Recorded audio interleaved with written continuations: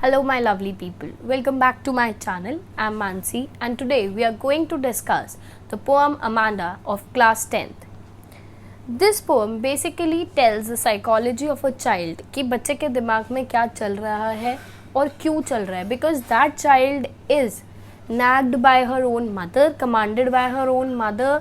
Every time the mother gives her instructions, do that, do this, do's and don'ts, कि उसको एक list दे दी गई है that you need to follow this, and then the child psychology gets disturbed and what happened is कि वो कुछ ना कुछ सोचने लग जाती है, वो अपनी ही इमेजिनेशन में चली जाती है. Because according to the Indian society specially we girls have some code of conduct जो हमें फॉलो करना पड़ता है. That is so called code of conduct जो सोसाइटी ने बनाया होता है और इवेंचुअली फिर हमारे पेरेंट्स भी उसको फॉलो करते करते they impose that code of conduct to are also. So basically what happens in this poem is the girl is being instructed and every time like this you need to do, this you need to not to do, these things are being instructed on the child, and then she basically goes into her own imaginations and want to do everything whatever she wants to. So don't bite your nails, Amanda. Don't hunch your shoulders, Amanda. Stop that slouching and sit up straight, Amanda. There's a languid emerald sea where the sole inhabitant is me, a mermaid drifting blissfully. Here what happens is उसकी जो mother है वो उसको बोलती रहती है कि अपने नेल्स मत बाइट करो, don't hunch your shoulders, hunches don't bend your shoulders. The girls are basically being instructed on the way they sit, on the basis of the way they walk, on the basis of the way they sleep, everything. Like you should not sit like this, you should not walk like this, you should not speak like this, you should not speak very loud and so on. So this is the case with this girl as well. The mother is basically instructing that please don't bend your shoulders and then sit, be very active, sit properly, stop that slouching and sit up straight. Slouching is when you are sitting in a very lazy manner. So her mother instructs that you need to stop that slouching, you need to be in a lazy position and you need to sit up very straight, Amanda. You must have noticed that there are some lines which are being written in bracket, right? Parenthesis में जितनी भी चीज़ें लिखी हुई हैं इस pome में वो है क्या, that is the girls own imagination. वो जो सोचती है वो अपनी मदर की इंस्ट्रक्शन से इतनी ज़्यादा परेशान हो चुकी होती है दैट शी बिकम्स डेफ. मतलब डेफ इन द सेंस कि वो सुनते सुनते भी अपने आप कहीं की कहीं पहुंच जाती है अपनी इमेजिनेशन में. She moves from there because she did not wanted to hear it. Moves in the sense just physically she is there in front of a mother, but emotionally mentally she went out to somewhere else in her own imagination. तो होता क्या है कि अब वो वहाँ पर there is a languid emerald sea. Languid is relaxed. अब वो इतनी इरिटेट हो चुकी है अपनी मदर के इतने इंस्ट्रक्शन से, सब चीज़ों से, that she wanted to go in a very relaxed sea. Emerald here refers to a green C.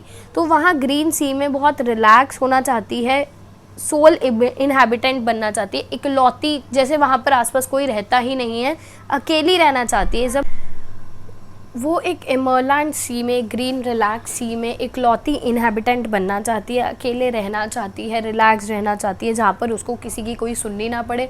She can live in her own terms, right. Mermaid जो होता है इट इज़ एन ऑर्गेनिज्म जिसका head और body तो होती है female वाली, and then that has a fish sort of tail, right. तो वहाँ पर वो अकेले रहना चाहती है बहुत खुशी खुशी, blissfully. Drifting blissfully basically means when you are going with the flow. जहाँ जहाँ पानी बह रहा है बस उसके साथ ही वो फ्लो के साथ वहाँ जाना चाहती है. Happily she wanted to go there. Did you finish your homework, Amanda? Did you tidy your room, Amanda? I thought I told you to clean your shoes, Amanda. What again उसकी mother फिर से उसको अब फिर irritate करने लगती हैं, फिर से वो बोलने लगती हैं, इंस्ट्रक्ट करने लगती हैं कि तुमने अपना होमवर्क किया, अमांडा? तुमने अपना रूम क्यों नहीं साफ़ किया, Amanda? I thought I told you to clean your shoes. मुझे ये याद आ रहा है मैंने तो तुम्हें शूज़ साफ़ करने के लिए बोला था, Amanda. Amanda is again turning her ears into deaf and then she is again moving to her own imagination. और वहाँ पर उसकी क्या imagination है? I am a orphan roaming the street, I pattern soft dust with my hushed bare feet, the silence is golden, the freedom is sweet. वो क्या बोल रही है? I am an orphan. Orphan is a child who do not have parents. वो सोचती है कि काश मैं अनाथ होती जिसके मम्मी पापा ना होते, सड़कों पे घूमती। I patterns of dust with my hushed bare feet, नंगे पैर डस्ट के ऊपर पैरों के निशान मारती हुई चलती। द साइलेंस इज़ गोल्डन, उसे वो शांति चाहिए और वो कहती है वो शांति बहुत गोल्डन है, बहुत इंपॉर्टेंट है मेरे लिए। द फ्रीडम इज़ स्वीट, क्योंकि उसको कभी वो फ्रीडम मिली नहीं है तो इसलिए उसको लग रहा है कि वो फ्रीडम बहुत मीठी होगी, बहुत अच्छी होगी। So she wanted to go into that silence and to experience that freedom as well. Let's move on to the third paragraph. Don't eat that chocolate, Amanda. Remember your acne, Amanda. Will you please look at me when I am speaking to you, Amanda? अब उसकी mother फिर से उसको क्या instruct करती हैं कि वो चॉकलेट मत खाना, तुम्हें याद है ना तुम चॉकलेट खाती हो, you have एक्नेज, you have pimples on your face, will you please look at me, जब मैं तुम्हारे से बात कर रही हूँ क्या तुम मेरी तरफ देख सकती हो। Again Amanda moves into her own imagination, और इस बार उसकी क्या इमेजिनेशन है, I am Rapunzel, I have not a care, life in a tower is tranquil and rare, I will certainly never let down my bright hair. Rapunzel है क्या, वो एक फेयरी टेल की कैरेक्टर है। तो ये स्टोरी ऐसी थी कि Rapunzel को एक विच, एक चुड़ैल जो होती है वो लेके किडनैप करके एक टावर में रख देती है, बहुत ऊपर, बहुत हाइट का टावर होता है।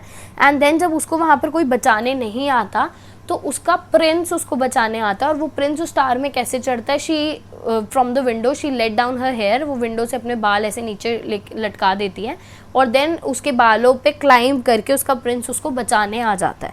तो वो क्या बोल रही है, आई एम Rapunzel, काश मैं Rapunzel होती, आई हैव नॉट अ केयर, मुझे कोई टेंशन ना होती किसी की, लाइफ टावर में इतनी शांति वाली, इतनी रेयर होती, इतनी अलग होती, क्वाइट होती, rare is uncommon and tranquil is quiet, बहुत काम, बहुत क्वाइट होती। I certainly never let down my bright hair, और मैं अपने बाल कभी भी नीचे ना करती कि उस पर कोई भी क्लाइंब करके ऊपर आता, बिकॉज वो अकेले रहना चाहती थी। She did not wanted to share anything with anybody, did not want anybody in her surroundings जो उसको कुछ कुछ बोलता रहे, उसको बहुत साइलेंस, बहुत शांति पसंद थी। Okay, so let's now move on to the next paragraph. Stop that sulking at once, Amanda. You are always so moody, Amanda. Anyone would think that I nagged at you, Amanda. I would कि please ये sulking बंद करो। Sulking is bar bar bad mood में होना, बार बार तुम बेकार mood में हो जाती हो। You are always so moody, हमेशा तुम इतनी मूडी हो, कभी खुश कभी दुखी, तुम्हारा पता ही नहीं चलता है कि कब तुम कैसी हो जाती हो, Amanda. Anyone would think that I nagged at you, हर किसी को ये लगेगा कि मैं तुम्हें परेशान करती हूँ, मैं तुम्हें हैरेस करती हूँ, बट सच्चाई तो यही थी। बट उसकी मदर कहती है, उसकी मदर को लगता है कि नहीं मैं तो कुछ नहीं परेशान करती इसको, बट औरों को ये चीज़ लगेगी कि मैं इसे इतना इरिटेट करती हूँ, परेशान करती हूँ, तभी ये हमेशा इतनी डिप्रेस्ड और बैड मूड में रहती है। So here the poem actually ends up, but ये आप लोग के सिलेबस में इसलिए दी गई है because this poem contains a very important message for the parents as well as the children. बच्चों के लिए ये poem gives the message that you should respect your parents at any cost, because obviously they will think for your betterment. जो भी हमारे parents हैं वो हमेशा हमारे भलाई के लिए ही सोचेंगे, तो हमें हमेशा उनकी रिस्पेक्ट करनी चाहिए। बट पेरेंट्स के लिए ये पोएम ये मैसेज देती है कि पेरेंट्स को बच्चों की साइकोलॉजी को देखना चाहिए कि बच्चे का क्या मूड है, क्या मन है। आप हर टाइम हर किसी को अपने अकॉर्डिंग नहीं चला सकते हो।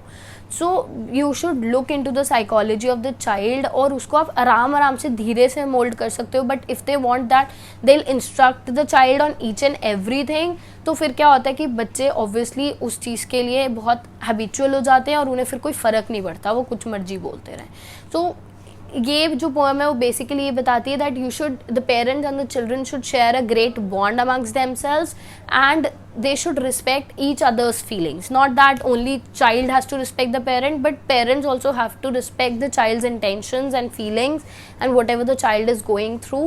So this was the message. And when we talk about the title of the poem, the title is Amanda and then exclamatory mark. Amanda is basically a best title over here. Best title क्यों है? क्योंकि यही main character है poem की, ठीक है, तो इसलिए।